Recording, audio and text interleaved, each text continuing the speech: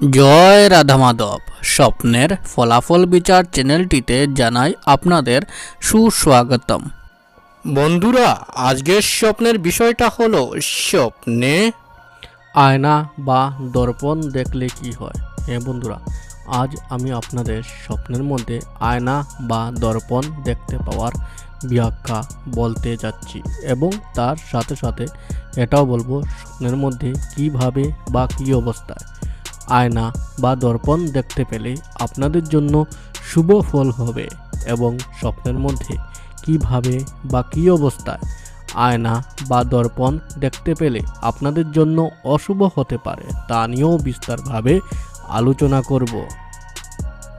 তাই মনোযোগ সহকারে দয়া করে ভিডিওটি পুরো করে দেখবেন যাতে আপনারা স্বপ্নের ব্যাখ্যাটি ভালোভাবে বুঝতে পারেন। জ্যোতিষ শাস্ত্র মতে প্রত্যেকটি স্বপ্নেরই কুফল এবং সুফল রয়েছে। বন্ধুরা, যখন আমাদের রাশি বা গ্রহ খারাপ স্থানে অবস্থান করে তখন আমরা খারাপ এবং অশুভ স্বপ্ন দেখতে পাই, যার প্রভাবে আমাদের জীবনে আসে দুঃখ, কষ্ট, ঝগড়া, ঝামেলা ইত্যাদি। এবং যখন আমাদের রাশি বা গ্রহ ভালো স্থানে অবস্থান করে তখন আমরা ভালো এবং শুভ স্বপ্ন দেখতে পাই, যার ফলে আমাদের জীবনে আসে ধন, মান, সুখ, সমৃদ্ধি ইত্যাদি। স্বপ্ন আমাদের ঘুমানোর পর তার দুনিয়াতে নিয়ে যায়, তখন আমরা স্বপ্নের মধ্যে অনেক জিনিস দেখতে পাই। স্বপ্নশাস্ত্র মতে ভোর 3টা থেকে 5টার ভিতরে ব্রহ্ম মুহূর্তের সময় থাকে, তখন আমরা কোনো স্বপ্ন দেখতে পাই তখন সেই স্বপ্নগুলি সাধারণত ফলে যায় বা সত্য হয়ে যায় এবং স্বপ্নশাস্ত্রে তার অনেক প্রমাণ রয়েছে। বন্ধুরা, স্বপ্নশাস্ত্র মতে প্রত্যেকটি স্বপ্নেরই কুফল এবং সুফল রয়েছে। তদ্রূপ স্বপ্নের মধ্যে দর্পণ বা আয়না দেখতে পাওয়ারও কিছু শুভ এবং অশুভ লক্ষণ রয়েছে।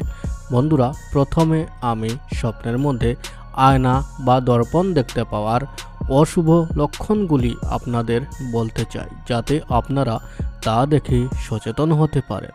স্বপ্নের মধ্যে আয়না বা দর্পণ দেখতে পাওয়ার প্রথম অশুভ লক্ষণটি হলো যদি কোনো ব্যক্তি স্বপ্নের মধ্যে কোনো ভাঙ্গা বা টুটা আয়না দেখতে পায়। হ্যাঁ বন্ধুরা, যদি কোনো ব্যক্তি স্বপ্নের মধ্যে কোনো ভাঙ্গা বা টুটা আয়না দেখতে পায় তবে ইহা বুঝতে হবে এই ধরনের অশুভ স্বপ্ন দেখার কারণে স্বপ্নদ্রষ্টা ব্যক্তি অসুখ বিসুখে বা রোগ ব্যাধিতে ভুগতে পারেন। হ্যাঁ বন্ধুরা, এই ধরনের অশুভ স্বপ্ন দেখার কারণে স্বপ্নদ্রষ্টা ব্যক্তি রোগ ব্যাধিতে বা অসুখ বিসুখে ভুগতে পারেন। তাই এই ধরনের অশুভ স্বপ্ন দেখে থাকলে স্বপ্নদ্রষ্টা ব্যক্তি সাবধান হয়ে থাকবেন।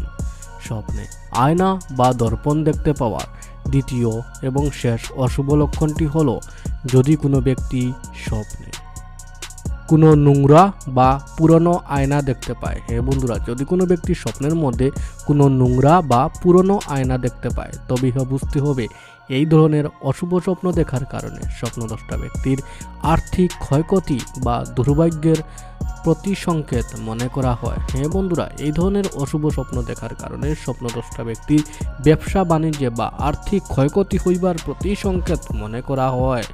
বন্ধুরা, আমি বলে দিয়েছি স্বপ্নের মধ্যে আয়না বা দর্পণ দেখতে পাওয়ার অশুভ লক্ষণগুলি সম্বন্ধে। বন্ধুরা, এখন আমি বলতে যাচ্ছি স্বপ্নের মধ্যে আয়না বা দর্পণ দেখতে পাওয়ার শুভ লক্ষণগুলি সম্বন্ধে।